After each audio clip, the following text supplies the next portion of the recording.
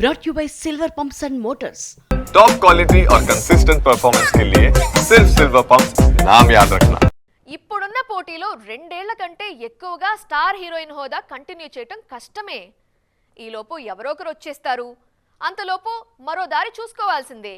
పూజా హెగ్డే సైతం ఇదే చేస్తున్నారు. ఇప్పుడు హీరోయిన్ ఆఫర్స్ వస్తే వెల్ అండ్ గుడ్, లేదంటే మాత్రం మరో ఆప్షన్ రెడీగా ఉంది.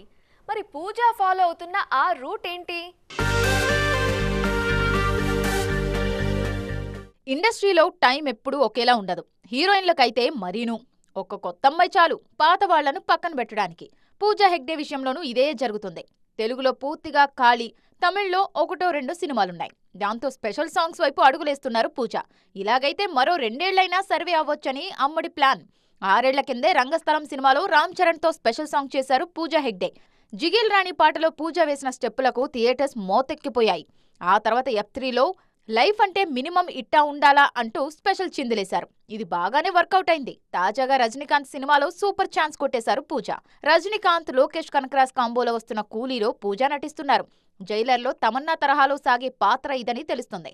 తాజాగా సెట్స్ లో జాయిన్ అయ్యారు పూజ. దాంతో పాటు సూర్యతో రెట్రో, విజయ్తో జననాయగన్ సినిమాలు చేస్తున్నారు. ఇవి కాకుండా సోషల్ మీడియాలో ఫోటో షూట్స్ చేస్తూనే ఉంటారు ఈ ముద్దుగుమ్మ.